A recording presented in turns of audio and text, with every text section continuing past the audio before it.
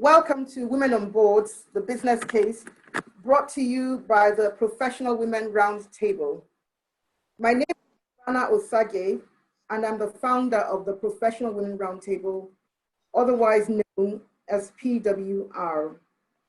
We are a female leadership, career development, and gender diversity organization, and we operate across Africa. What do? We develop programs for corporate organizations to help them build more gender bilingual workspaces and maximize the benefits of gender diversity for increased business performance and profitability.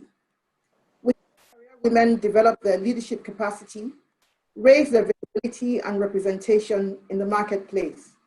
We also provide data and research services for investors and other agencies focused on gender diversity. And on to our recently released scorecard. The PWR NSE Top 20 Gender Diversity Scorecard measures the representation of women on the boards of the top 20 companies by market cap on the stock exchange. We decided to put out the scorecard because, in the words of William Edwards Dare, you are just another person with an opinion. It's important that we have data because we know that we cannot control what we don't measure. We don't have enough time today to go into the full report, but one of the key findings is that 20.9% of board seats on the NSE's top 20 companies by market cap are held by women, and 79.1% by men. And as Bloomberg pointed out when they quoted our scorecard earlier today, Nigeria's numbers top the global average of 17%. But I'm sure you agree with me that we still have a lot of work to be done in this area.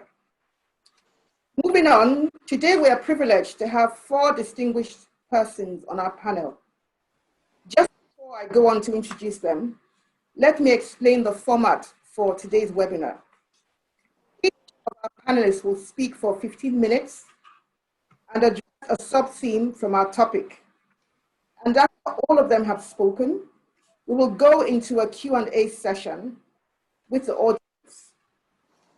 Type in your questions into the Q&A box, and we'll do our best to address as many of them as time will permit us to. Now, let me briefly introduce our panelists.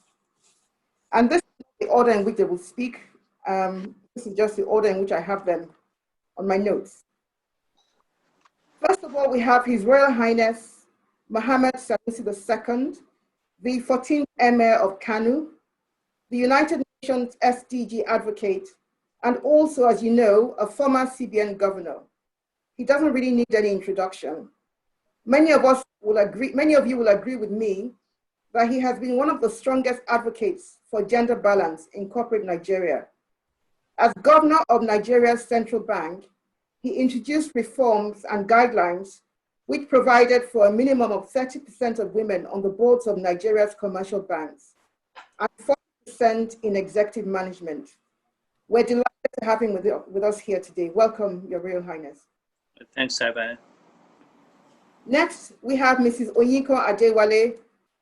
She's an independent executive director. Lafarge Africa, FBN Merchant Bank, and Baobab Microfinance Bank. Mrs. Adewale is a veteran in the banking industry and has held C-level and board roles at some of Nigeria's top organizations, such as Citibank Nigeria, Renaissance Capital, and Union Bank. I was talking to her the other day about her experience as a senior professional woman in Nigeria. And she told me that she has been sitting on boards with corporate players like Chief Lawson, Chief Sankey, and other heavyweights from as far back as 1998. So in the words of the millennials, Mrs. Adewale, respect, ma'am. We have Mr. Oscar N. Onyema, OON. He's the CEO of the Nigerian Stock Exchange. I think our keyword for tonight has got to be the word veteran, because Oscar is another veteran. He has spent over 30 years working in the financial industry, 20 of them in the US financial markets. He has held C-level roles at both the American Stock Exchange and also the New York Mercantile Exchange. And he's currently overseeing the demutualization of the Nigerian Stock Exchange. Welcome, Oscar. It's a privilege to have you with us today. Thank you. Next, we have Aviva Wittenberg-Cox. Aviva is the CEO of one of the world's leading gender consulting firms. It's called 21st. Again, Aviva is a veteran. She has over 30 years experience of working in this space and has worked with the senior leaders from different global organizations. Her focus is on bringing balance to leadership and governance in many of these organizations, helping them create spaces that are more gender bilingual. She's one of the leading experts in this field, and it's a delight and a privilege to have her with us today. Welcome, Aviva. Thank you very much. Lovely to be with you. So if you're out there in the audience, I would like to be sure that you can hear me. Can you please encourage us here by just typing in the chat box and let us know that you can hear us? Yes, thank you very much. So moving on now, I'm going to invite Oscar Enoyema to talk to us, tell us what he believes to be the business case for gender diversity in corporate governance, and also discuss the experience of the Nigerian Stock Exchange, particularly playing a regulatory role and providing support for achieving broad gender diversity on Nigeria's leading organizations listed on the stock exchange. Over to you, Oscar.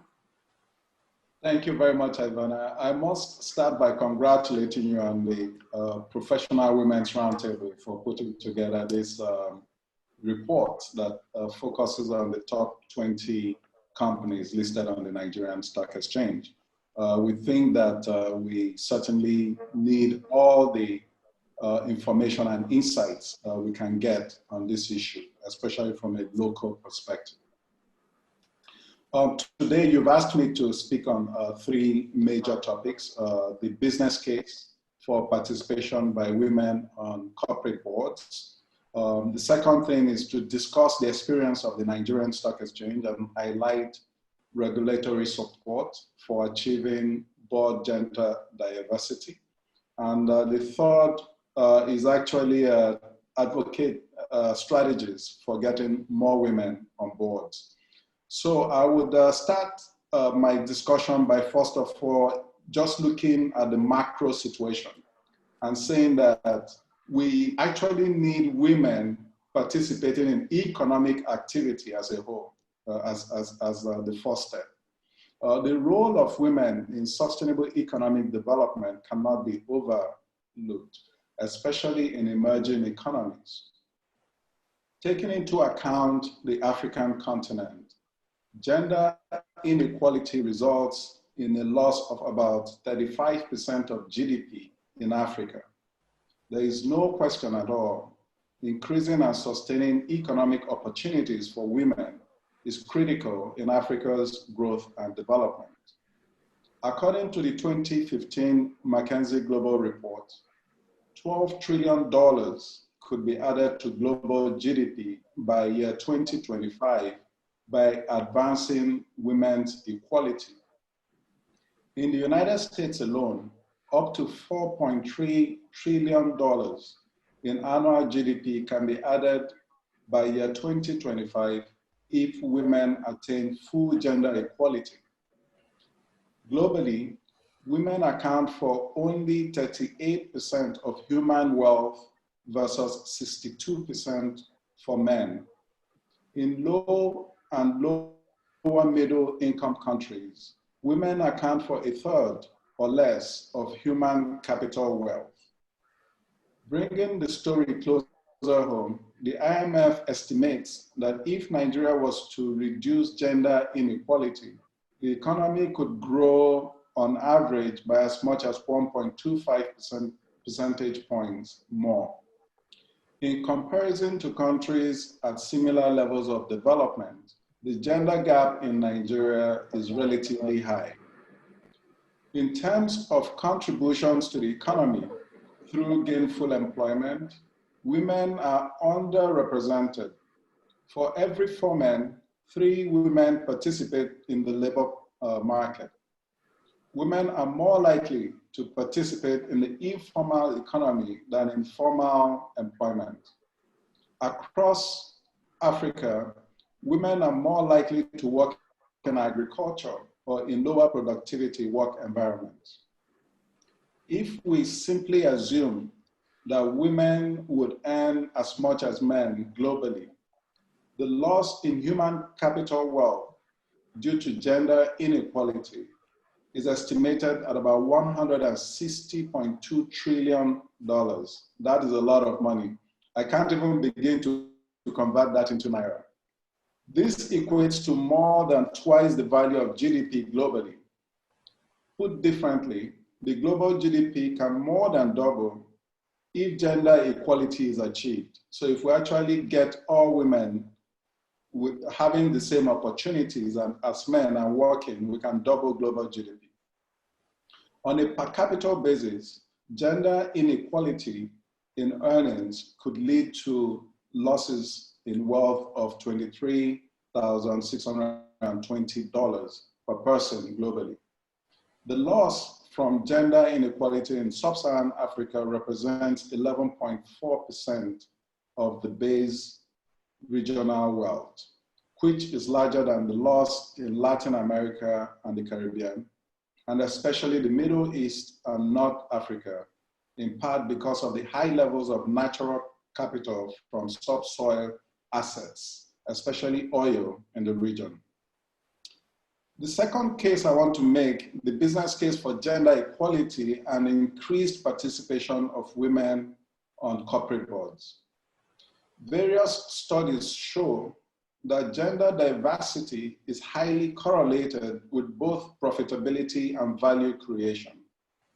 The 2018 McKinsey Delivering Through Diversity study showed that gender diversity for executive teams showed the strongest correlation with profitability and value creation. This underpins the importance of improving gender diversity at the executive level, where the bulk of the strategic and operational decisions are made. Research from Catalyst found that mixed gender boards are associated with more effective risk management practices, such as improved investment efficiency and reduced risky over-investment decisions, fewer financial reporting mistakes, and controversial business practices such as fraud and earnings manipulations. The result also highlighted significant ESG performance for gender diverse boards, highlighting that women board directors are more likely than men to identify issues like human rights, climate change, and income inequality, which are critical to corporate strategy.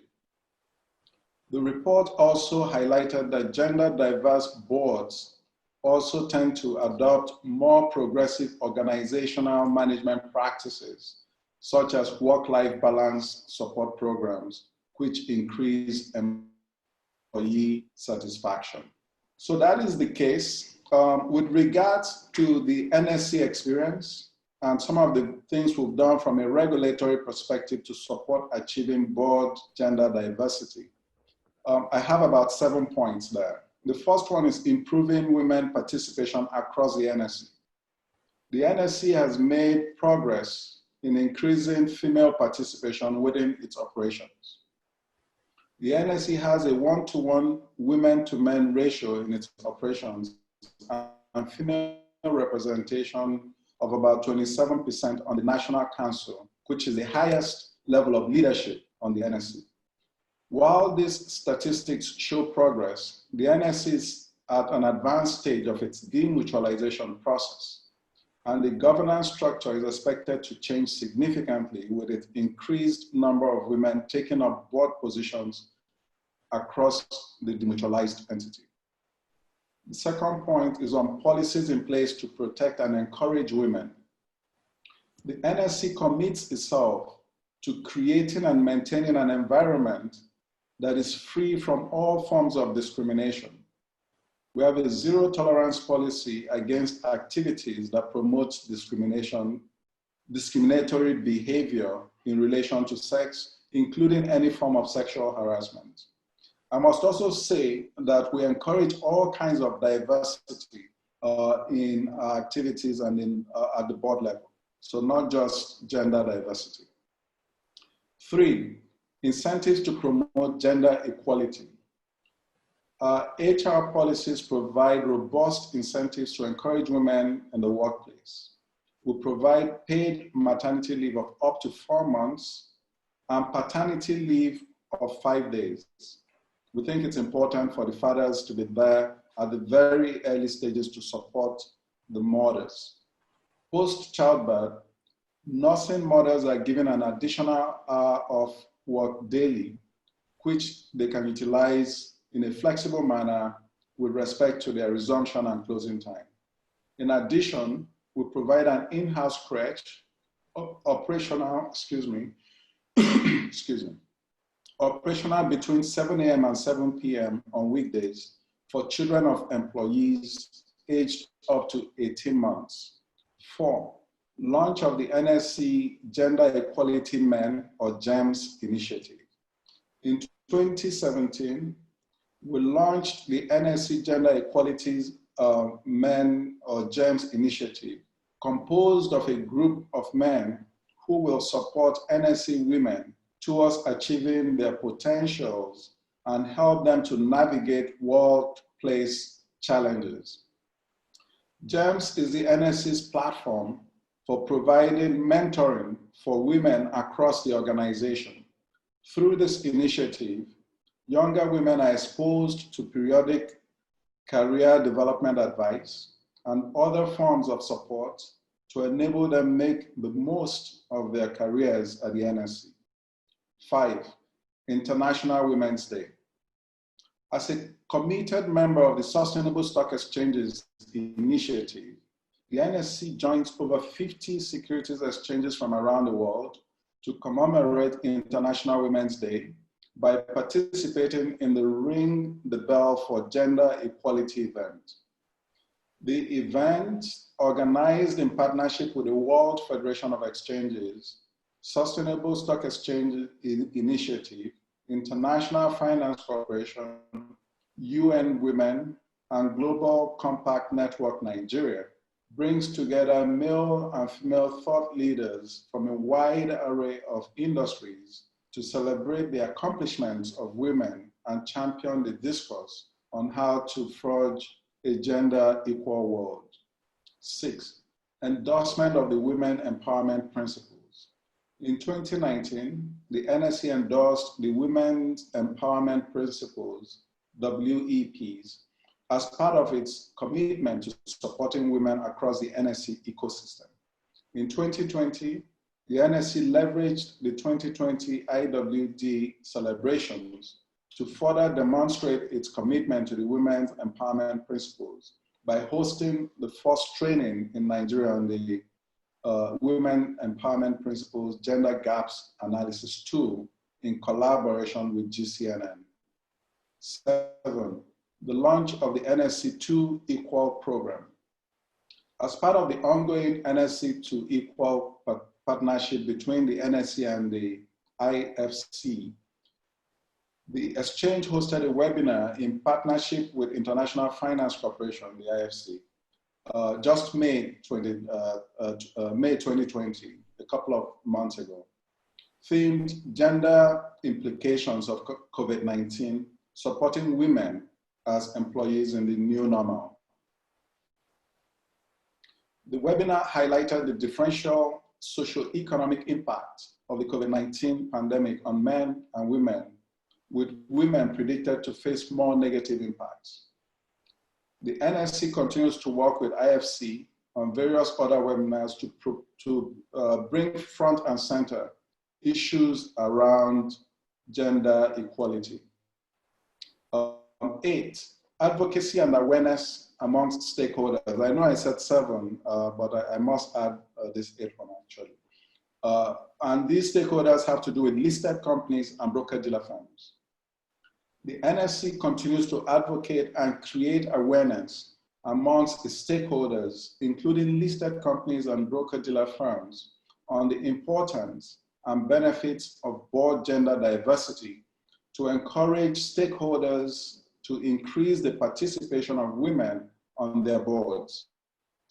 In 2017, the exchange engaged with CEOs of dealing members on integrating sustainability into their businesses using the NSE roadmap, which includes gender diversity in the workplace as one of the NSE's sustainability pillars.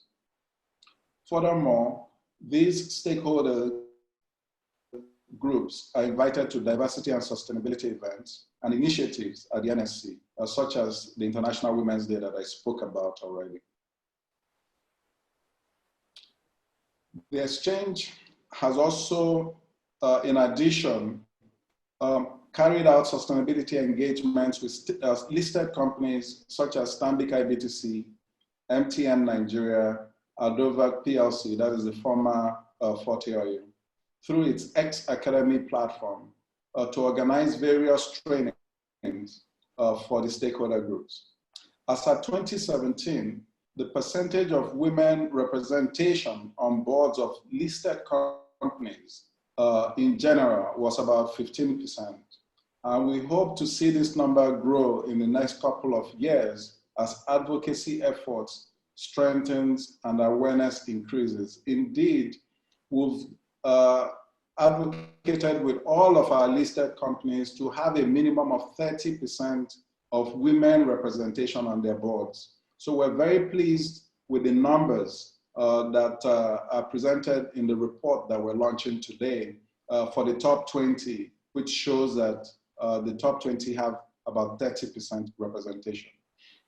I should also add that the Financial Services Regulation Coordinating Committee, FSRCC, which is chaired by the CBN and includes all the regulators in Nigeria in the financial sector, has developed and is implementing the Nigerian Sustainable Finance Principles for the financial system to be driven by Central Bank of Nigeria, the SEC, PENCOM, and other financial sector regulators. The NSFP focuses on the role of the financial services industry in facilitating economic prosperity while ensuring environmental sustainability and social development. The capital market regulation, when approved, will cover the entire capital market and includes ESG, diversity, and women empowerment principles. The NSE, as a capital market self-regulatory organization, is committed to driving the implementation of these principles amongst its stakeholders. The last objective is to advocate strategies for getting more women on board. And this is a very short and straightforward discussion. Board mandates. In 2018, California passed a bill mandating, the state of California in the United States passed a bill mandating that all publicly traded companies headquartered in the state have to achieve at least one female director on their board by the end of 2019. While this bill was praised by proponents for championing efforts towards balanced gender representation on boards, opponents equally raised concerns over appointments of less qualified female board members and discrimination against male candidates. Research conducted by leading researchers from the Kenan Flagler Business School, University of North Carolina, suggests female board representation could result in supply-side constraints on female directors, resulting in weakly governed boards being unable to attract the most qualified women directors. According to the 2019 PwC Annual Corporate Directors Survey, 83% of male directors surveyed do not believe forcing diversity through laws is the best way to increase women participation and increase diversity on boards. This was agreed to by 54% of female directors surveyed.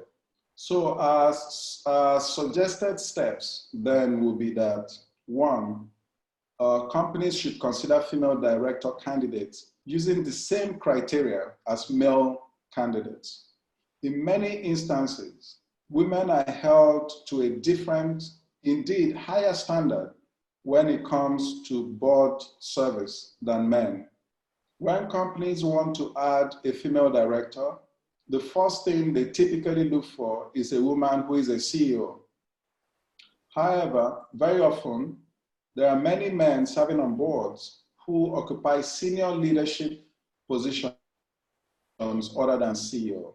This thinking excludes many talented and qualified women who might be senior vice presidents or hold C-level positions other than the chief executive officer. Two, women need to develop their value proposition for board service. Unless a woman is a sitting CEO, a highly desired experience that speaks for itself.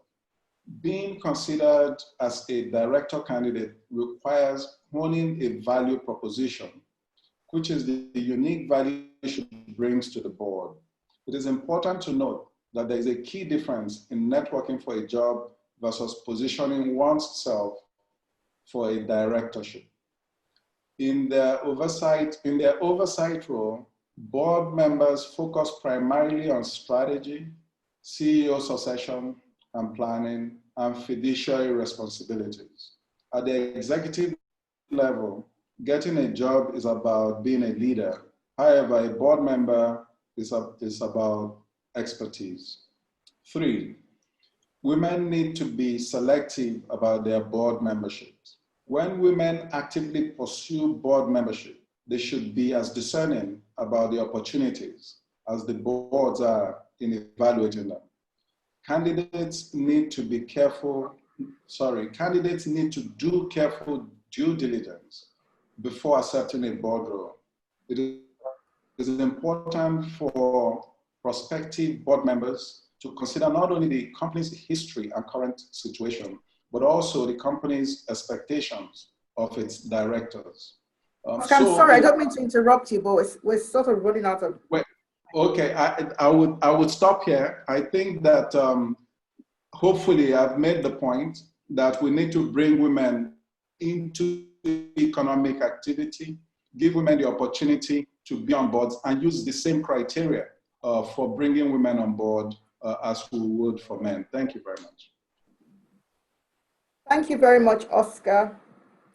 I think that that was quite an interesting one, because what's happened is Oscar has looked at different aspects of the conversation, and he's done a nice summary. So I will not summarize what he's told us for reasons of time. I'm now going to invite Mrs. Onyeko Adewale to speak.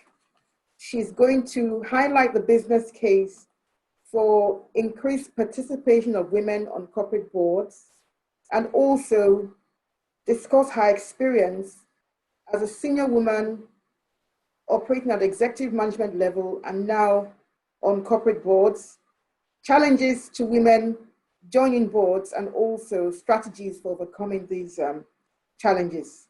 So over to you, Mrs. Adewale. Thank you, Ivana, and good afternoon, everyone, ladies and gentlemen. Thank you very much for inviting me to be a panelist. And first, I must congratulate you on the report and on the fact that it has been picked up by Bloomberg already. Well done. Okay, the business case. The first thing I'll say is that the fact that women account for 20% and men account for 80% of the directors of Nigerian companies means that there's an inequality. And as far as I'm concerned, all forms of inequality are equally reprehensible. I don't think that gender inequality is far less serious than racial inequality. So for me, that's a fundamental issue. Number two point, therefore, would be that bringing more women on boards would be redressing this inequality and this injustice, right? Next point, and Oscar spoke about that, diversity. Good corporate governance calls for diversity on boards, all sorts of diversity, gender, religion, past experience. You can't get robust conversation going on in the boardroom. You can't get excellent decision making going on in the boardroom if everybody looks the same, if everybody thinks the same. So bringing on women onto boards enhances diversity. Diversity makes for better decision making. It makes for conversations in the boardroom that take into account all perspectives. Great ideas emerge from boards that have looked at the issue from many perspectives. Gender diversity on boards in the corporate world reflects the real world. In Nigeria, women are almost 50% of the population. So having a board that's 50-50 would only be reflecting the real world. It reflects the fact that the clients and the customers of the company are both male and female. It reflects the fact that when you go to the consumer sector, there's research that about 80% or more of the buying decisions made in consumer lies in the hands of women. So if the people who are going to make decisions about your products are predominantly women, it makes sense that at the strategic level in your company, you bring them on board. Oscar alluded to the McKinsey research, and that research says that when you have women on boards, you can actually generate up to 35% higher ROE. So if you don't do it for the love of women, you can do it for the love of the bottom line. You could earn 30 to 35% higher ROE. A lot of the business case Oscar has actually made. I'll talk about experiences. I remember somewhere around, I think, 1997, I wasn't a director yet, but I was doing a C-suite job. And I made a presentation to a board that at the time was all men. And I remember that one of the gentlemen on the board in particular kept staring at me, but I didn't let it faze me. I finished my presentation. So after the board meeting, we went off for a board lunch, and I was invited to join the board at lunch. So he says to me, Miss Thomas, that was my name at the time. And I thought he was going to like shower encomium on me for my presentation. And what he said was, Miss Thomas, I could not take my eyes off your skirt. You know, and I really couldn't believe what I was hearing. But just imagine if I was some timid young girl, it would probably have destroyed my composure at future board meetings if I stood there and I imagined that everybody was just staring at my skirt, you know, and that's a true story. Now, going back to my points, what's the experience? Yes, it's gotten better. The report has shown that Nigeria actually has outpaced the rest of the world, which is fantastic, but we're not there yet. Some of this is created by the environment. Some is created by our culture. Some, I think, is self-inflicted by women ourselves. Women are still being stereotyped. I think there's still a preference for male styles of leadership. You know, some people don't say it, but you can actually see it in their body language and in the way they relate with you on the board. Women who are forceful and purpose-driven are still being referred to as bitchy, bossy, overly aggressive. Sometimes it's said to your face. Sometimes it's not said to your face, but even when it's not said, you can actually read it between the lines of what is being said to you. Most boards are dominated by men, and it's natural that human beings have a tendency to self-perpetuate. So if 80% of the people on the boards are men, it means that left to them, when they're looking for people to replace departing directors, there might be a tendency to look for other men to replicate, to replicate what's existing, which means that there has to be an intentionality about correcting it. There have to be intentionally put in place measures to make sure that the existing board that's male dominated doesn't just default to replicating itself. And I'll talk a bit about that in a minute. One fact is that unpaid domestic work is still keeping women away from getting to the top. I think the numbers show that, at least in Nigeria, enough men, I mean, as many women as men apply for the jobs and get into the corporate world. But what happens is somewhere in the middle, before they become managers or just after they become managers, they tend to fall off the rung. And I think it's McKinsey that called it the missing rung or the broken rung. The demands of keeping the family, juggling many balls. Some women, even they're not kicked out, but they sort of throw in the towel and they leave. Now, the fact is, if you don't even get to manager, if you don't get to senior manager, you won't get a shot at executive director. So it's either you stay the course and, pay the sacrifice, get to manager, get to senior manager, then you get a shot at the board. If you don't, you don't get the shot. Okay, but some of this again is created, there are obstacles, and some I think is self-inflicted, is attitudinal on the part of the women. Now, a lot of the decisions around who gets on the boards used to be made at the club, over a glass of beer, watching a football match together, and you can say who's to blame for that. Why aren't the women going to the clubs? We all know that traditionally in Nigeria, women don't hang around in clubs after office hours. They're rushing home to look after the home.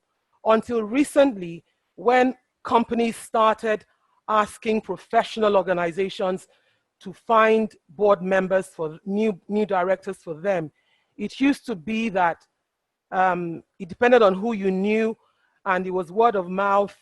And so somebody would recommend somebody in his boys' network. That's the way it used to work. It's getting better now because there are professional firms that are being asked to do a search and come up with new directors based on criteria given to them.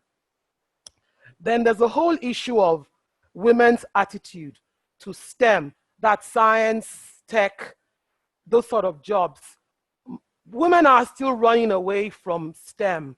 Women seem not to be catching up with the fourth industrial revolution as fast as men are. So you won't find as many women in cloud computing, data, analytics, as you will find men. Now, who's to fix that? I think women need to fix half of that themselves.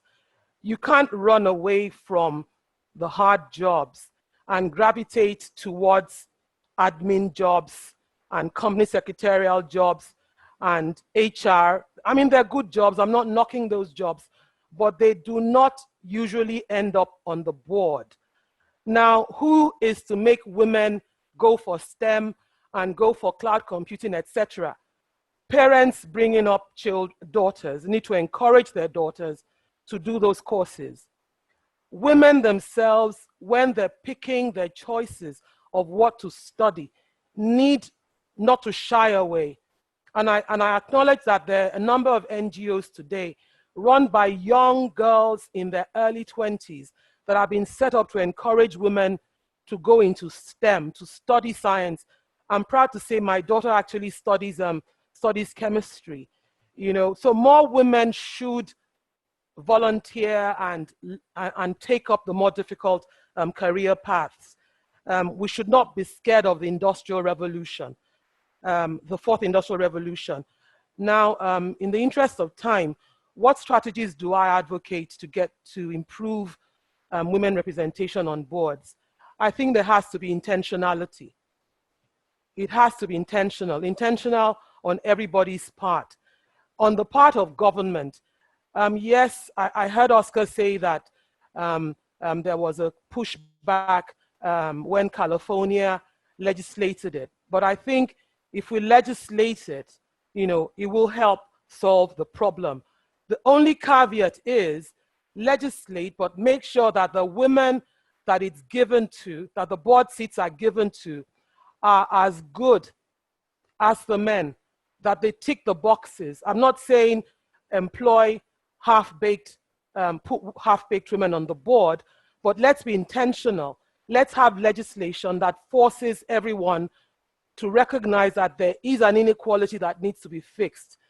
Then next level of intentionality is in the company itself. I think maybe companies should start writing it into their memos that they will strive at a 50-50%, 50-50 balance in gender composition of the board. Intentionality in the company in terms of setting benchmarks that HR will measure and report on. At the hiring level, HR should be tasked to have a 50-50%, 50-50 balance, men and women. For promotions, because like I said earlier, if you don't promote the women, they'll never get the shot at the board. So intentionality, 50-50 balance at hiring, 50-50 balance at promotion, 50-50 balance when it comes to training staff as well. Intentionality all around. Then I'd like to talk to women. We need to stop showing up at the meeting and offering to make tea for everyone. We really need to stop that. Because they'll only ever associate you with tea making. In the brain, when they're thinking of who should get on the board, you'll come last because you've been offering to make tea for everybody. We need to stop offering to do the jobs that nobody wants to do, particularly when they are not part of your KPI. Because at the end of the day, the guys around the table are only going to see you as a weakling. And they're only going to come and dump the next unwanted task on you. So we need, sorry, excuse my French, we need to have the balls to say, no, that's not my job, and I'm not going to do it. Like I said earlier, we shouldn't assume that in the twilight of our careers, we should gravitate towards HR and admin. I mean, if the guys are sticking it out in the jobs that have tougher KPIs, jobs that they're busting their backs doing, then we should also be represented doing those jobs. Women who are already on boards should recommend other women. But again, I'm not for nepotism. I'm not for recommending another woman just because it's a woman. The woman has to be well qualified. The woman has to know her onions. She has to be recognized as an expert in her field. The men, when they're being honest, should be able to say, yes, Mrs. So-and-so, Miss So-and-so, she knows her onions, don't joke with her. There should be no excuse that you got there because you were somebody's girlfriend or you were somebody's goddaughter. I had some other points down. Within reason, if you can socialize outside office hours and be with the guys when they're discussing the next board position, by all means do it within reason. I think I'll stop there for now. Thank you. Thank you very much, Mrs. Adewale. That was very, very comprehensive. She shared her personal experience. She's also given some very strong recommendations for women looking to rise to boards, and also ways that we can change the environment, the structures that exist, to ensure that we make it more equitable so that organizations can benefit from having more gender diverse boards. I'm now going to call on Aviva Wittenberg-Cox. Aviva, are you there? Absolutely. Okay. Aviva Wittenberg-Cox is going to talk to us about what's happening out on the global space with regards to women rising into positions on corporate boards, and also share her own experiences and what she has noticed. She has worked in this space in the last 30 years with many of the large organizations in the world, advising them on building more gender bilingual workspaces. So over to you, Aviva. Well, thank you so much, and thank you for having me. I can't say how much I violently agree with everything that's come before, and I'm extraordinarily inspired to hear Nigeria having this conversation. So bravo for facilitating all this. If I just zoom out, I'm not at all a specialist in your geography, but if I just zoom out, I've been working in countries a little bit all over the globe on gender balance over the last 20 years. And what I would say is, if you zoom out a little bit, what I would reframe a little bit this topic is the 20th century really saw the rise of women, right? And I'd say there are a number of key moments that I usually point to. About 100 years ago, depending on what country you're in, women began to get the vote. 60 years ago, we began to get the pill. My generation in the West, at least, began to get a good equal education and a good job. And what we're beginning to see appear in certain enlightened countries is, I think, the next big step, which is shared parental leave. Some of you are talking about this. I know that's a big cultural shift, but I'll point to Sweden, where not only did they give a year of shared parental leave to both parents, but they also created and introduced a minimum amount of time that fathers would have to take. So wonderful that you're starting to introduce paternity leave. The evolution will be towards actually sharing parental roles quite fully between men and women. There's nothing one can do to accelerate the ascension of women at work more than to parallel it with the ascension of men at home. And what I always say is, while the 20th century was the rise of women, the 21st century is, we're seeing the consequences and adaptations on 3 different levels: countries, companies, and couples. And so you can see how some of those trends roll over. Countries are a little bit all over the map. Some countries are doing better on gender balance than others, as you well know. It's an uneven progress, but it's arcing towards progress.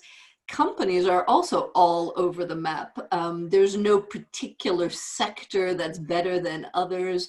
Some sectors are skewed female domination, others like nursing, for example, other sectors are skewed male, like the tech sector today, although the tech sector 20 years ago was actually one of the leaders in gender balance. So these trends are shifting with an arc towards more gender balance everywhere. Not surprising, because as the speaker said, women are a growing share of the talent pool. 60% of university graduates globally now are women.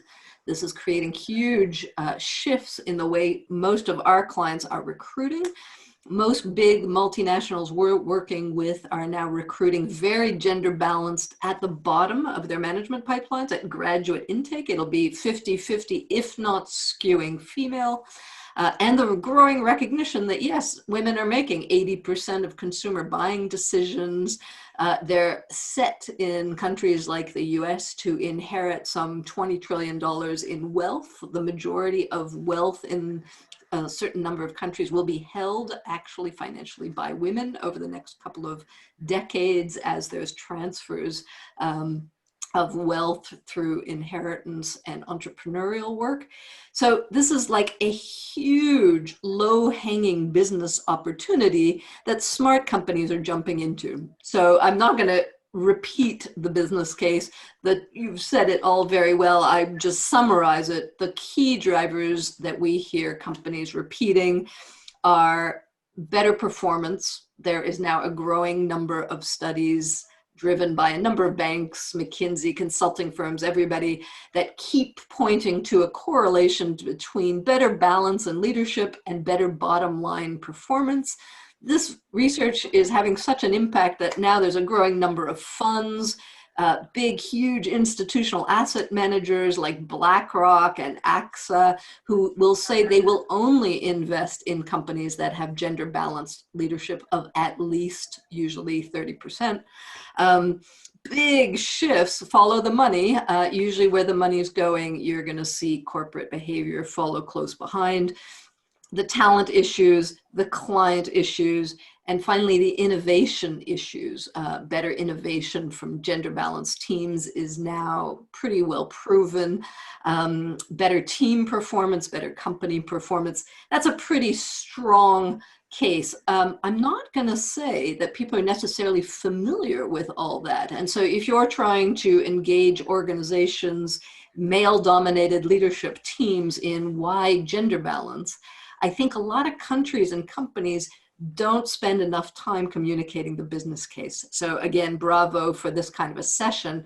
I think it's really helpful to share more broadly this data and the research. I think it's particularly effective if it's men telling other men that it is time to adapt to this new reality that's spreading all over the world. What do you have to do to adapt? I think there are always three things we look at in organizational shift. It's leaders, cultures, and systems. That's what has to change. I'm not such a big believer that, you know what, we got to fix the women, we got to help them, we got to build their confidence. I totally agree they shouldn't be serving tea, but if they're serving tea, it's not usually because they want to, it's often because somebody told them to or expects them to. And that's a cultural and a leadership problem. So equipping leaders, what we find very often in most organizations is leaders may have the will, they may want to do it, they may be motivated by regulation or growing pressure and regulatory requirements. They don't always have the skill on how do you actually gender balance small, medium, and large organizations. It's a non-obvious subject at the beginning, and it's pretty emotionally and socially fraught. So we spend a lot of time actually building the management competence to build more balanced teams. That helps by understanding what are some of the gender differences you need to know in order to be able to attract, retain, and promote across gender lines. What else can I tell you? I don't want to spend too much time because I know we're a little bit pressed. I would add some discussion on quotas. We've seen some numbers. There are a number of mostly European countries that were led by Norway, was the country that began, of quotas on boards. It was started by a male, very conservative finance minister in Norway, who actually introduced what I would recommend we all do is gender neutral quotas. It's 40% minimum of either gender. And as he teased his colleagues, that was to protect men in the future. Things are going to be turning quite quickly. And so I think often I recommend if you're setting targets, words matter a lot. So a few things I've learned along the way on vocabulary. I don't talk about gender diversity because I don't think women are diverse. We are half the population. We are increasingly the majority of the educated talent. So it's not a question of diversity. It's a question of rebalancing our economic systems to reflect the extraordinary ascension of women. Those words actually matter. The quotas on corporate boards are 40% of either gender. They weren't 40% women. They were 40% minimum of either gender. And I go one step further in companies, rather than pointing to a minimum, why don't we point to the actual problem, which is the over-domination by one gender? And I usually recommend, if you're going to put in targets, why not say 60% maximum of any gender? because we don't want any one group dominating, not one nationality, often not one gender.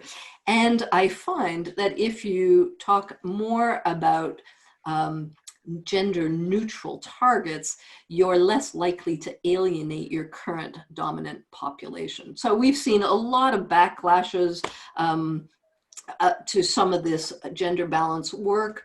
So I also recommend, if you don't call and brand a lot of these initiatives promoting and developing and quotas for women, but on the contrary, you say what you're trying to do is balance businesses, and you're going to measure the balance on boards rather than the number of women on boards, I just find the medicine goes down a little bit more smoothly.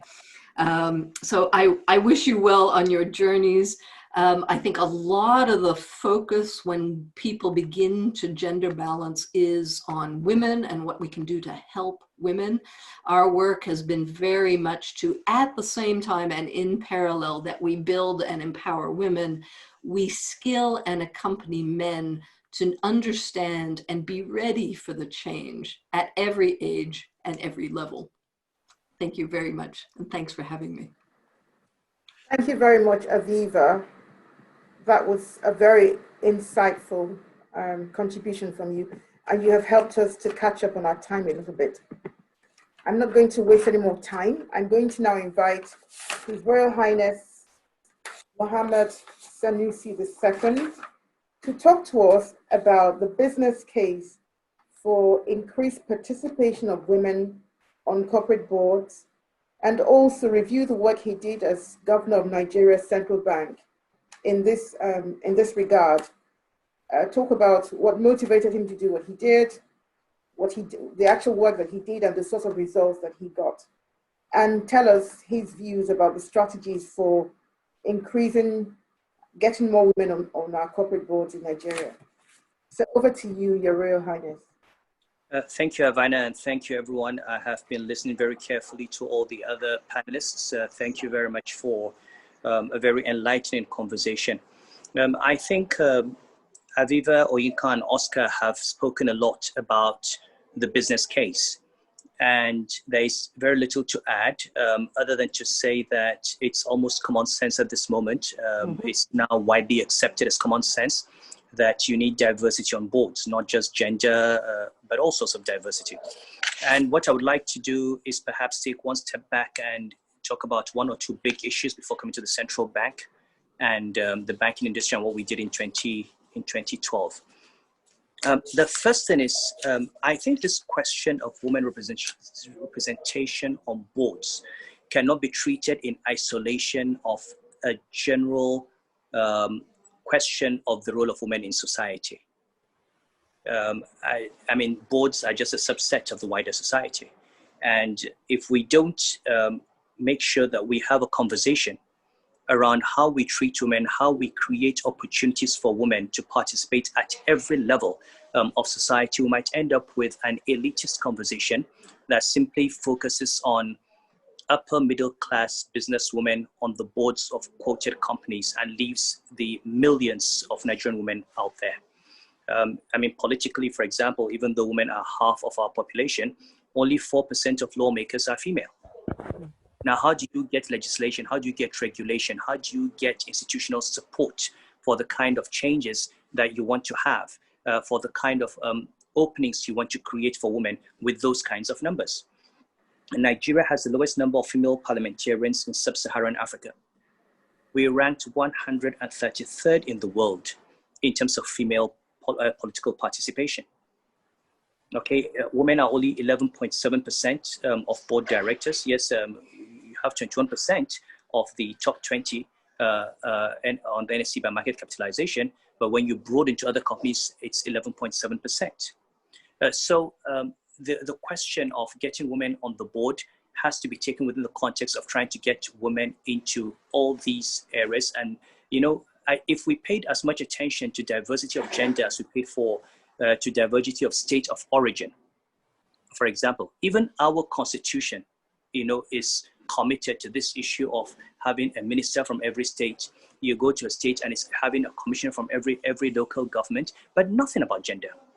So it's fine to have 36 ministers from 36 states of the Federation. All of them are male. And that does not in any way break any law in the country. But have 36 ministers from 34 states, and that is a problem. Now, if there was some gender input in there, then you would have 36 ministers from 36 states, and you would have a certain number of female ministers. And as I've said before, I do not see why, if you're having 3 senators per state, you cannot have an electoral law that says that one of the senatorial seats should be an all-female senatorial seat. And then basically make sure that all the contestants are female, and you have at least 1 senator from every state who is female. That's 1/3 of your Senate that's female. Now, until you begin to, if you talk about countries like Norway and Sweden and other Nordic countries, starting with the education for girls, with opportunities for girls in business, opportunities for women in politics, you had a strong presence of women, a strong voice of women in politics. And that's why you've got all these changes, all these quotas, all these policies that have broadened the participation of gender in the system. And I'm a very strong believer in the leadership role in changing society. Oscar just made a point. He said there was a survey, and 87% or 83% of men on boards do not believe that there should be a rule or a law or a regulation that sets a minimum quota for women. But of course, turkeys don't vote for Christmas. You don't expect men to vote for them to lose board seats. It's something that you would expect men to say, or most men to say.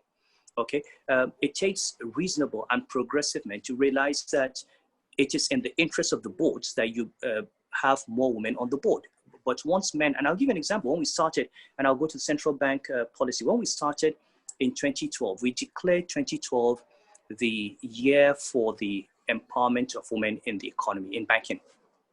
And we set up a committee to look at women and how we could improve gender diversity within the Nigerian banking industry. And one of the most interesting, before I go to the details, one of the most interesting points I'd like to talk about, which goes to what Oscar said. The first time the committee came up with a recommendation, it was a recommendation that would have at least 40% women on the boards of banks. And that recommendation was going to pass. But in the presentation, on the very last slide, they then had a picture of a board of directors that was all women, and said, this is how the future board of banks would look. All the bank CEOs went up in arms. I said, well, you see, so they actually want to take our jobs. They want to have 100% women. And we had to then have a strong and deep negotiating process before we could get them to accept the 30% minimum, because they felt suddenly threatened. This was, I thought it was just a joke, an interesting picture, for us to laugh. But the men actually felt threatened and said, well, the woman actually wants to have a 100% female board, and if we allow them to get 40%, they'll soon kick us all out. So men, not anyone who has entrenched privilege tends to protect that privilege and feels threatened by any argument, any desire, any approach that seeks to question that privilege or reduce that control or share those privileges. And now, as I said, I'm a very strong believer in the role of regulation, and I think if we are expecting companies and systems on their own to evolve and to allow women to get to the top, it's going to be very difficult. First of all, you have to go all the way from the very bottom. So when we started in banking, for example, we said from recruitment, every bank should ensure that every time it recruited new intakes, at least 50% were female. So because you first of all need to have a critical mass of women in the organization anyway, before you can have a pool from which you can choose directors. And then we said, at the level of senior management, banks should aim for having at least 40% female members of senior management. And that gives you a pool from which to pull your directors in that bank or in other banks as directors. And so it's important to not just focus at the top level, but to look at middle management and look at entry point. What are we doing in terms of getting women in the first place, getting them trained, giving them the opportunity to rise and to prove themselves? We talk about the need to have competent women on the board, but how do you know a woman is competent if she's not had the opportunity to work in the organization and prove herself?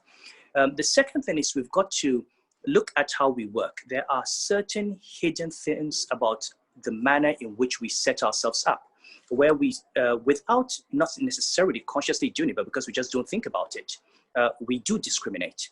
So maybe before I give the example of women, I'll give the example of the handicapped. When I became governor, we found, look, all the banks had branches. And we had all these security things. You know, you go into a bank and you've got to go through these doors where they close and you x-ray and so on, and then you walk in. Now, nobody ever thought that by building bank branches that way, we have excluded the handicapped because a wheelchair can't go into a bank.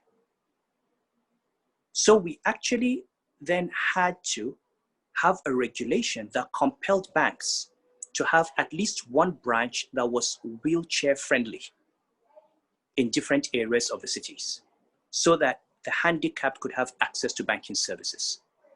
Okay, when you recruit people and you're having interviews and exams, you don't think of using Braille because you're not targeting blind people. So you already have excluded those who are impaired of hearing. Now, we had to, in the central bank, go out of our way to look for people who had impaired viewing and encourage them and brought them in, okay, as part of diversity policy, and encourage banks to do that. Now, it's easy to understand that when you talk about the handicapped, but people don't think about it with women. You have a banking industry that says your working hours are 8 to 5. Now, what happens in the bank usually? People stay until 9, 10 p.m. Most of them men. Okay, now the women generally have to leave at 5:30. They have to go home. They have to go and cook. They have to take care of the children. They have to do the homework and so on. Now, because the men stay longer, somehow they end up taking credit for working harder. But the only reason they work all those hours, first of all, they're not required to do it. The reason they do it because they don't have anything else to do. So one of the things we said was, well, you've got to start compelling people to leave the office by 6 o'clock or 7. At one time in the central bank, we started switching off the lights at 7 o'clock. Okay, if you're supposed to leave at 5, if you don't want to go back to your wife, well, go to the club, go somewhere, but don't stay in the office, okay, and work for more hours and then take that as an excuse to say you were better than the next woman who did not work until 10. And we actually discovered that the women who actually sit between 8 and 5 and work sometimes end up doing much more work than all the men who stay until 10 p.m. Okay, spending their time discussing politics, discussing football, Arsenal and Manchester United, and so on, while the women were doing serious work. A second thing is the whole issues around biology. Okay, so yes, we talk about maternity leave, but the reality is for most women, leaving their baby after 3 months it's a problem anyway. So you give a 3-month maternity leave and you think you've done a very good job, but most women find it difficult to leave babies at home after 3 months. So you've got to come back. We had to then talk about the need to have a creche in all the banks. Make sure that there are creches where women could come in with their babies. Now that we've got COVID, something we were talking about in 2012 has to actually apply, which is that we now know that people don't have to physically move to the bank to work. Women who have babies should be allowed to work from home and work online. And we should put in place all the technological support that would allow her to stay with her baby and work, because you can't compel a woman to choose between being a mother and being a worker. And if there's a way that she can stay with her child at home and still do her work online, then we should make sure we do that. And now these are the kinds of thought processes that need to be put through, and these are things that come in with regulation and sometimes by compelling people to do. I mean, having her husband with her for 5 days, yeah, fine. But after 3 months, she starts to leave that child. And I know many women who've simply dropped out of careers because they could not afford to leave their baby at home after 3 months, and they didn't have anywhere to take the baby to, even though they wanted to work. So there are a number of, and then the point made by Oyinkan, you've also got to break down stereotypes and careers. And one of the things that I've noticed, and I'm sorry to say this, what I have discovered is that women are often the worst enemies of women. Okay, so women get to senior positions and they do nothing to help other women. In fact, they put them down. They don't want other women to rise to their position.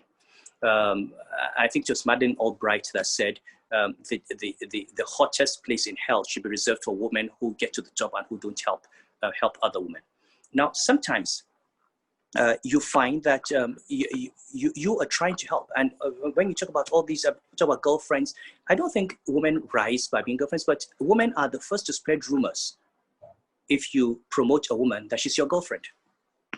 I mean, I've been in that situation a lot. Every woman I've supported, people said, oh, she's probably, who's she sleeping with? Maybe she's his girlfriend. The only way I've survived is by deciding that I would wear these rumors as a badge of honor rather than be worried about it, you know, and therefore just ignore it, ignore it completely. Okay, so now to the example of central bank. So when we came and said, look, let's work on this, let's put these percentages in the bank, we said the central bank had to give an example. And my first experience, I think it was in 2011, was we had promotions, and we have a committee run by the deputy governors, okay, who conduct senior promotions. And I said we needed to have female directors. And you know, the very first year, honestly, there were none, apart from the usual director human resources, director medical services. You know, this is what we do all the time. We think of women as agony ants. We think that, you know, they're like they're good at nursing, so we put them at medical services. They're good at listening to people's problems, so we put them in human capital. But then we keep them out of the technical areas, even if they are competent. Okay. Now, after that first year, you know, I said, when the promotion list came, I said, well, where are the women? I was told we didn't have enough qualified women in the central bank.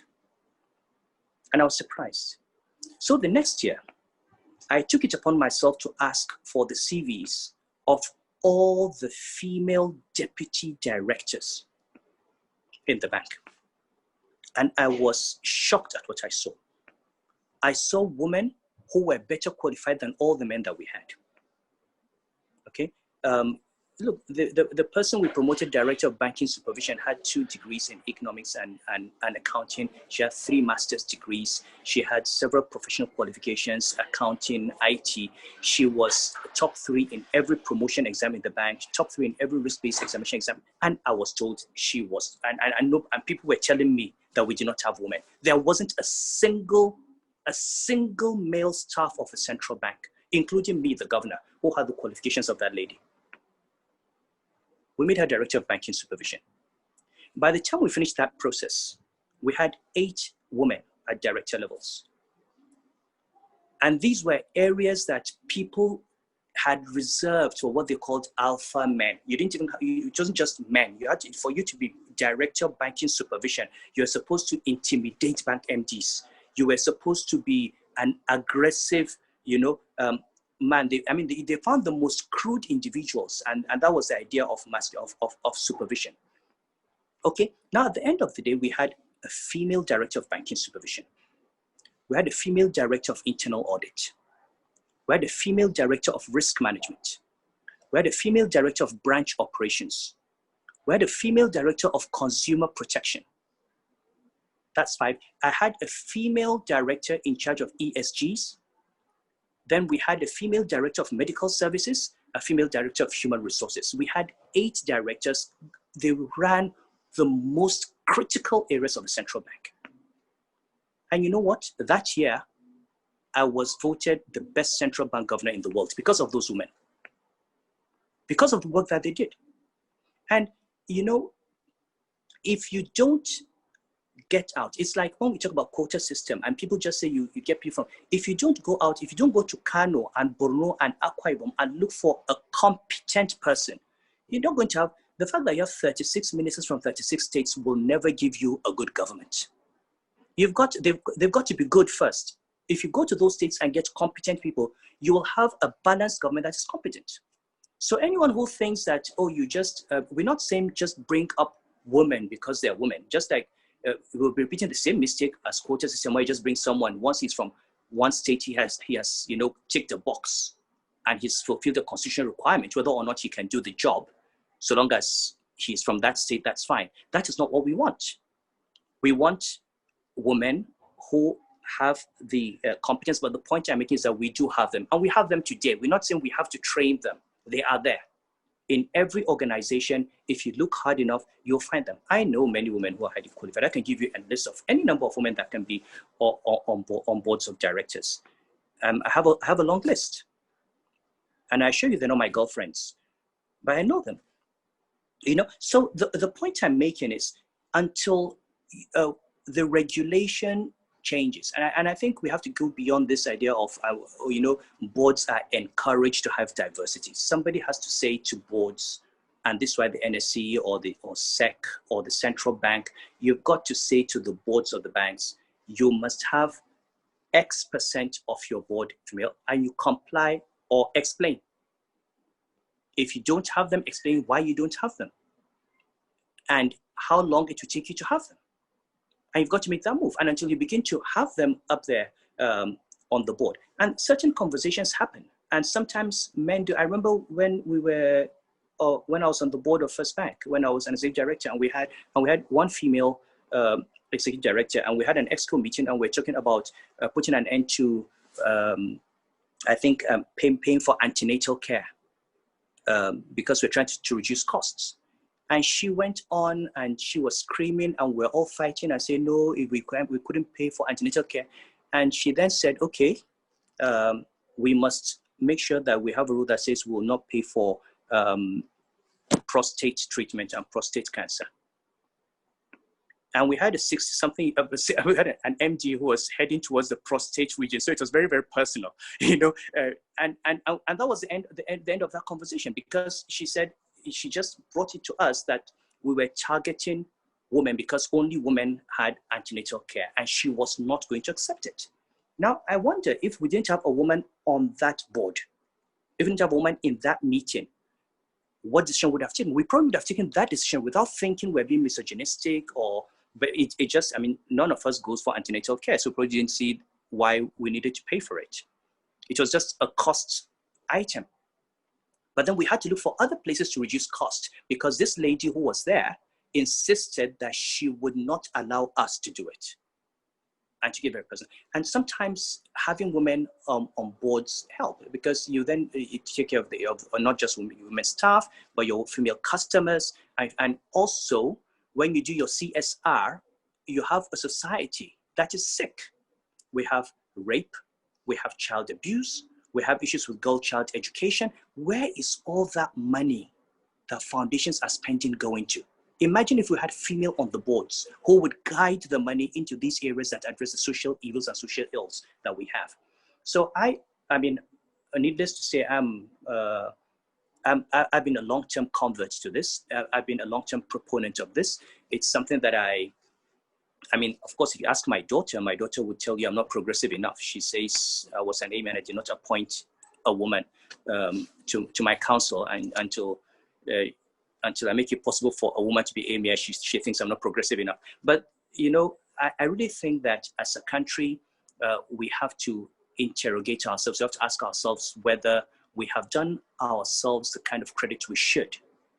And then for those of you who are on the boards of corporate bodies, maybe you need to ask yourselves whether you have gone beyond this bubble that we're in of elite, and actually address the wider question of women and their opportunities in our society, because that is really what ultimately this should be. We should serve the purpose of broadening this argument into a wider societal argument about how we treat women and how we how we look at merit and the whole question of diversity and merit, whether it's gender diversity, ethnic or religious diversity, or state diversity. How do we ensure that we do have diversity, but we do not sacrifice merit on the altar of diversity, which is really the biggest bane of this country? Either we go for diversity without merit, or when it suits us, we say merit and then exclude women and just have men and say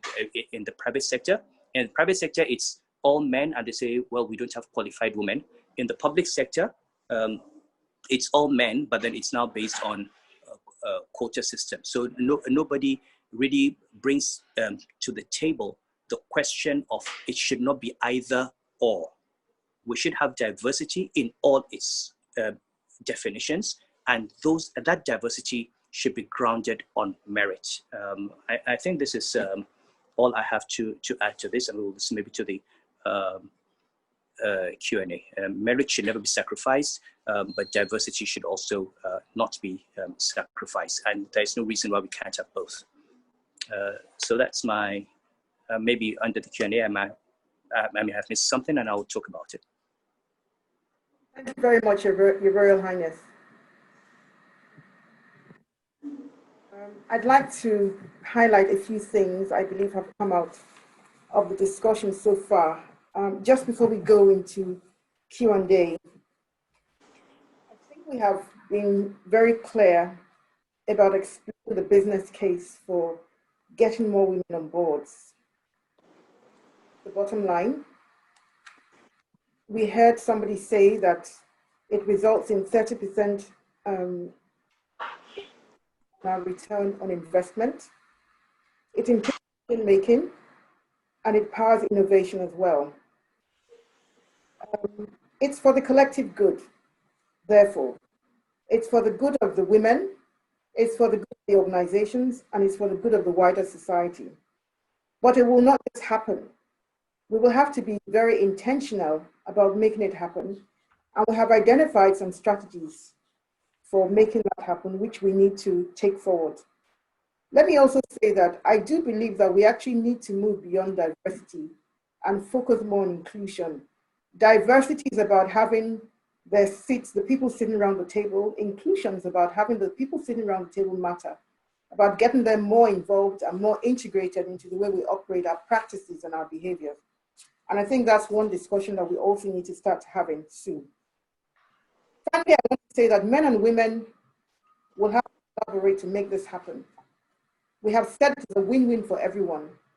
It's good for the men and it's good for the women. It will not happen with the women working by themselves. It will only happen when we have men and women working to make it happen, so that we all go away the better for this happening. Finally, before we go into Q&A, another quote for Edward Deming. It is not necessary to change. Survival is not mandatory. And on that note, I'm going to open up the Q&A. We have lots of questions and lots of comments as well. Let me start.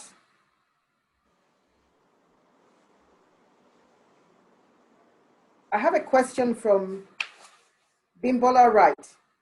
Current female representation related requirements in the corporate world in Nigeria are generally based at best on a comply-explain basis. What steps can be taken to ensure that regulations have more of a bite? Would any of our panelists, Oscar, perhaps, would you like to take that? Thank you, Ivana. I was hoping you wouldn't call on me, and I will explain why.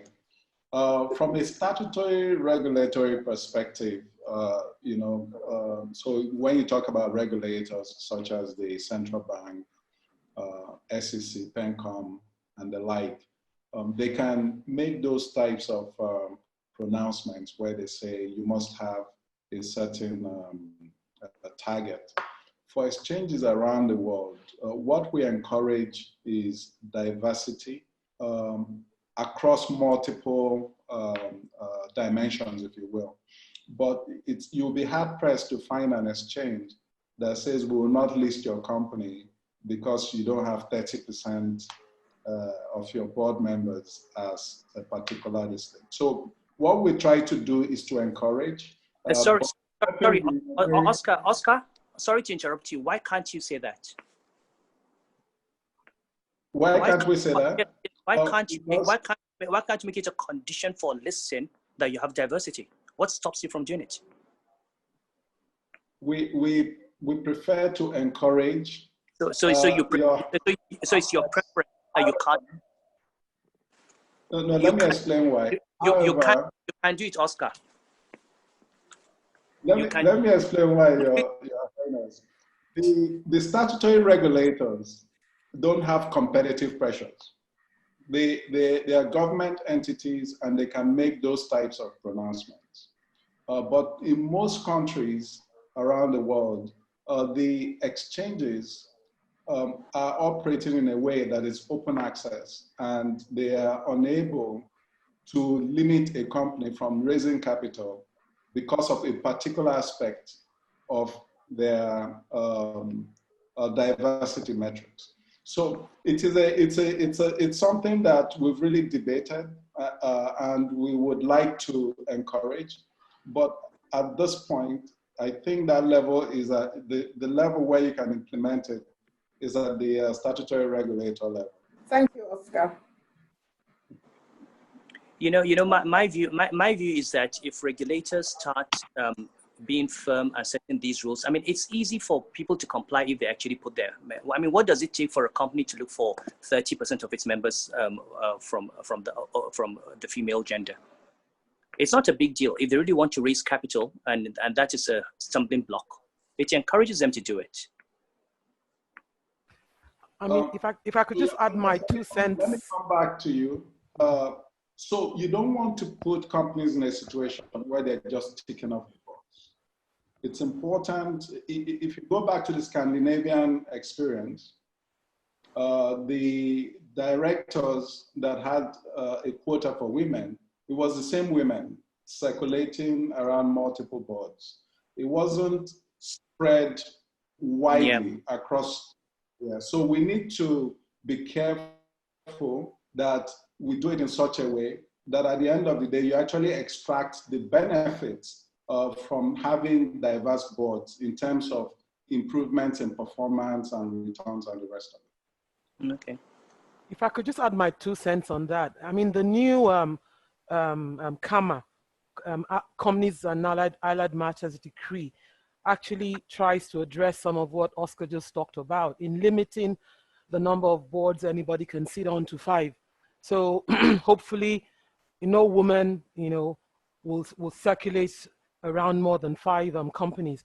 But, I'd just like to say that this issue is part of the hypocrisy of a male-dominated corporate world. Because in my experience, I've seen lenders give you a term sheet where one of the covenants is that you do not lend, you do not do business in the tobacco industry, for instance.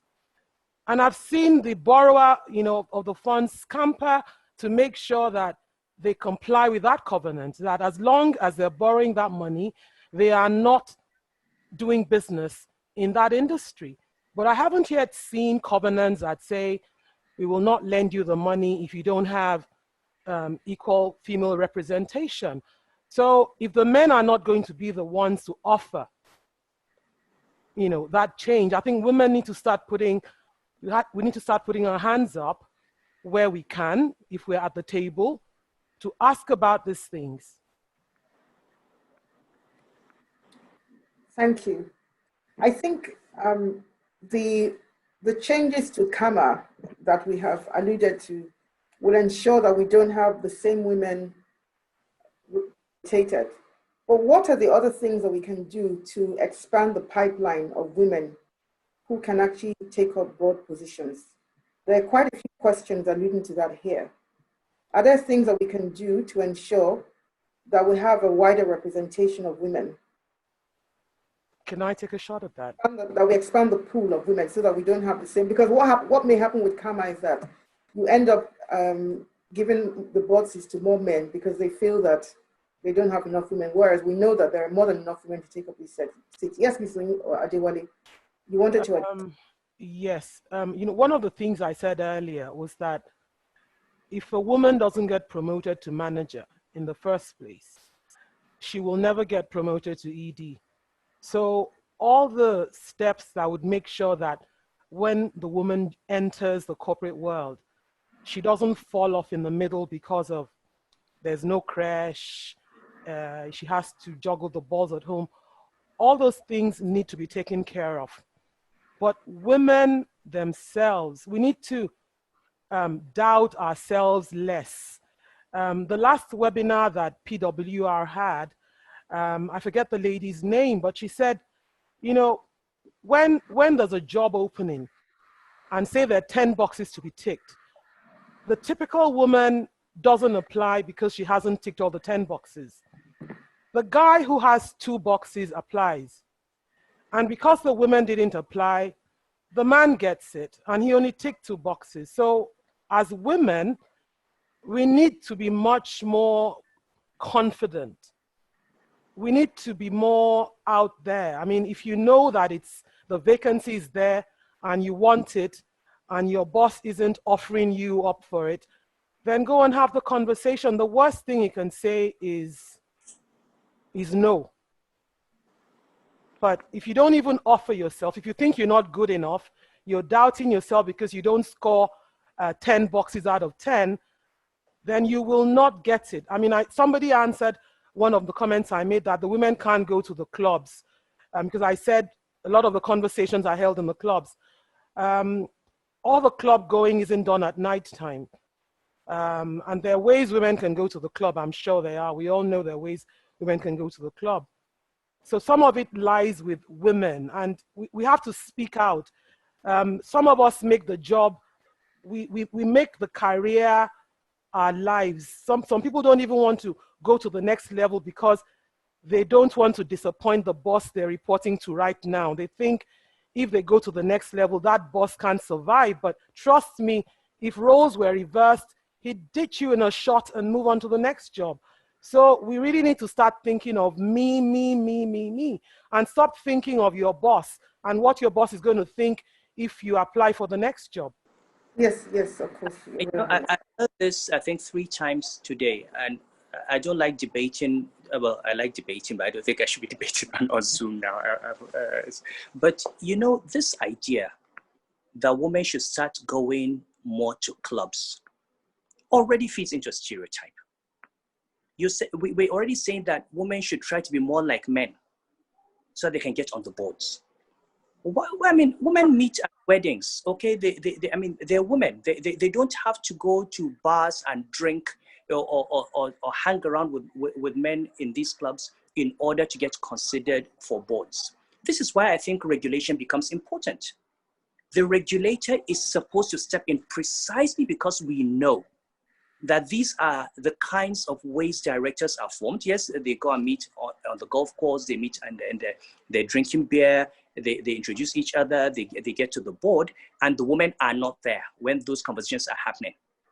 Okay, now the regulator is supposed to recognize that since women are not there, they're being excluded, not because they are not competent, but because they are women and they're being women, staying there with their husbands and their children at home, or staying with the children doing homework, cooking dinner, taking care of guests and their mothers while their husbands are out at the club. Now, how do you make sure that those women who do not go to clubs still get to the boards? Because they're competent. And that's where the regulator comes in. And it's about, and this is what a regulator is supposed to do. You are supposed to create a balance to remove discrimination. You are supposed to step in and make sure that if a system is rigged against a particular gender because biologically or by their nature, they're not like that, you've got to make sure that that system, you make those adjustments. Now, and the same thing when people say, oh, how do we bring up all this? The women are there. I mean, maybe it was my experience in the central bank. You look, and they're there. They're all over. That is the truth. In every organ, there are, if you were to ask McKinsey or Accenture to do you a database of all the women in Nigeria who've been in top management in banks, in companies, in the civil service, you would have a list running into thousands of women who are extremely competent and who can sit on any board of a quoted company in this. You don't have to be an IT. I'm on the global board of MTN. I don't know much about telecoms. I'm just learning. I'm a bank and a regulator. I've got something to contribute to that board as a regulator. But I did not study information technology. I do not know all those equations. I don't know how computers work. I don't know how a mobile phone works. I can only send text messages on WhatsApp. I can't even use my phone. But I'm on the board of MTN. And there is no reason why we should insist that women must be scientists before they can go on those, but they must study STEM before they go on those boards. You've got retired federal permanent secretaries, retired state permanent secretaries, former deputy governors, former top bankers, former company executives. We have a long list. If these companies were compelled, they could go through that database and select. But somebody has to step in and force them to do it. If I can just add to what His Highness and Onyeka have said, I think there's a role for everybody to play in actually fostering more women on boards. So in addition to the women themselves and regulators and the society at large, there's a role for men to play.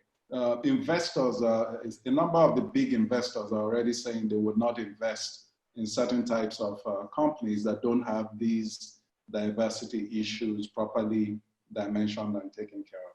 So I think that at the end of the day, the critical thing is that we all realize that we must have balance and that we're all working towards it from our various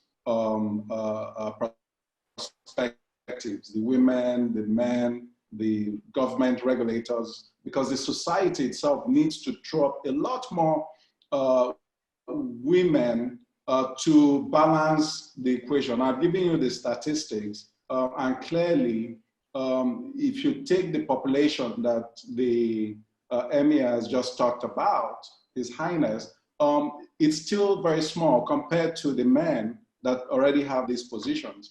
The last point is that when you're looking for diversity, it's not just executives. There are a lot of women that are in other fields that may not even be in your structured organizations that can bring value to a board, depending on the type of industry the board is operating in.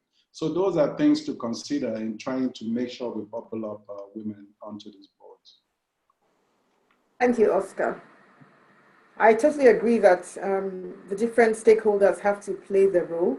We remember about 7 months ago, the CEO of Goldman Sachs came up with the quote, "No more IPOs for board with only bros." I mean, the point he was making was that Goldman Sachs would not take any more companies public unless they had more diversity, particularly gender diversity, on their board. So there's certainly a role for regulators, investors, and other stakeholders.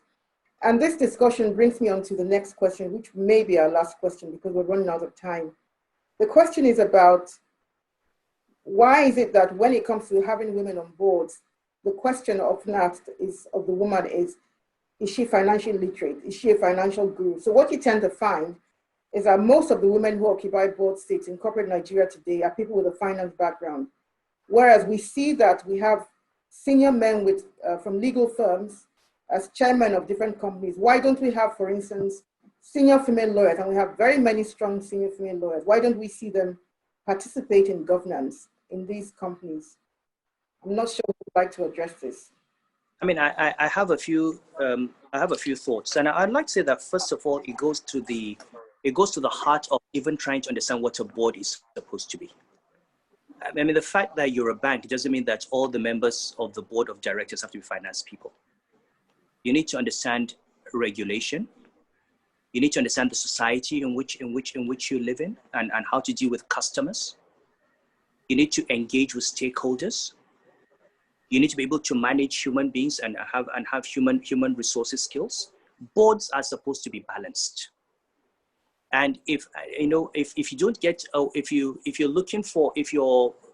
get your financial expertise from men, there's nothing that stops you from having your stakeholder management from the women on the board, experience in administration, and so on. So I think that anyone, I mean, that is why you have a board. The board is supposed to bring to bear it's supposed to have a broad range of skills, diverse in every respect, not just gender, but also in terms of what the directors bring to the table, what perspectives they bring to the discussion. Otherwise, you'd just be in this room where you're talking to yourselves and you have these, you're in an echo chamber. You need to share. And women actually bring a perspective of empathy.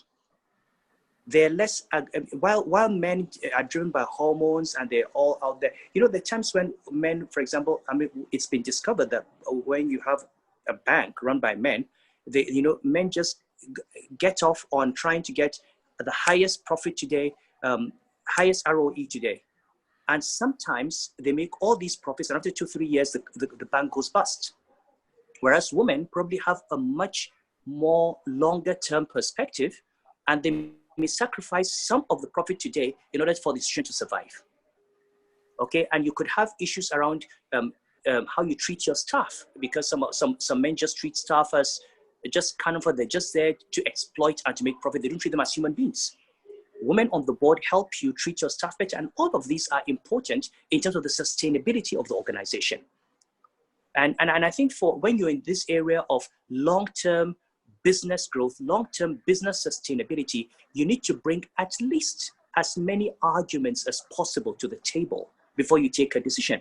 I'm not saying women must drive the organization. I'm not saying that their views must determine where you go, but at least have that kind of input that moderates some of the hormonal, I see Bola Adeshola is on this. When she was in the EXCO of First Bank, she used to be like a referee, an umpire, when we all got up and were screaming at each other, almost coming to blows. She was the person that would say, hey, you guys, calm down and all that. So you need that kind of thing in the board. The second thing is, and I think I would like to make this my final point on this. Again, it goes back to leadership. Okay, way back when I was in commercial banking, Access Bank had a policy of having 50% of its branch managers as female. They already had targets for lending to women. Because of the relationship with IFC and I think FMO, they were already ahead of other banks in terms of gender balance. So I'm not surprised to see that Access Bank today is #1 in terms of gender representation on the board. So it begins with the mindset. Okay, if the people who own the organization, who run the organization, what do they think of women? What's the attitude towards women? And once you get that right, everything from your recruitment to your promotions, to your appointments, to your boards, everything falls into place. But so long as the people who are the drivers of the institution are not like that, you're not going to get that, which is why you need regulators who are progressive, who look at what's happening in the rest of the world, who look at what is good for the system, and who put their foot down and say, yes, it's your business, but if you want us to continue licensing you, you must live up to certain standards, because we will not accept it. We are not going to accept a board that is 100% women, period. 100% men, period. You must have women. The same way we keep pushing people to have diversity of ethnicity, and that's what I don't understand. I mean, why is it we're so obsessed with ethnic and state diversity, but we're not concerned about gender diversity? We're not concerned about about the disabled people. Those are the kinds of things I think we need to look at. It's a major thing, but we need to have a regulatory mindset that is progressive, a mindset that seeks to move the system and the industry in a particular direction, because regulators cannot follow. You can't just be following. You've got to set the pace and compel companies to follow. That's how change happens. And if you're in leadership and you cannot provide that leadership, you should not be sitting there. This has been a fascinating debate, because as we see playing out in countries around the world, there are some countries that have imposed firm quotas, others that have done voluntary quotas that were a lot lower, by the way. But you're absolutely right that the countries that imposed firm quotas of 40%, most of them have actually reached those targets. The voluntary quotas have been much slower to achieve targets. I just want to add one last thought, perhaps, as a lot of the discussion has been on boards. I don't want to snip away, but I find that if you're really trying to impact companies and the mass potential of gender balance on the economy, the executive team is actually much more impactful on corporate culture and the possibility of getting more talent at board level, because you need the 20 years it takes to get to an executive team. And there's been a huge focus on boards globally. And it's actually easier to gender balance a board because you just stick a few non-executive director women, that's often how they get to the boards, rather than coming up through the executive ranks. So I just would suggest that, yes, focus on boards, but pair it up at the same time with what are companies doing internally, and are they balancing their pipeline and their executive teams, because executive teams are the result of 20 years of effort. And if it's not balanced, it's not a sustainable shift. Thank you very much. It's getting rather late. Just to point out, one of the comments and also questions that have come through is about incentivizing companies, actually, rather than, so use the carrot and the stick, not just the stick. Give them carrots for increasing gender diversity at board level. So that's a takeaway for us. Now, I'm going to have to stop here, and I want to thank all of my distinguished panelists. I think we have had a very insightful and engaging conversation. Thank you very much for coming on the webinar, and thank you for your frank discussions and all of the ideas that have been put forward. Thank you also to the wonderful audience. It's been very stimulating, all the discussions in the chat. I think we're going to take that content and do something with it. It's too good to waste. I would also like to thank my team who have worked very hard to put this together, my support base, in particular, Dr. Maima Bello-Sagye and Mrs. Catherine Bickersteth and Ms. Binkbe Olufemi. Thank you all very much. Have a great weekend and do stay safe. Bye, everyone.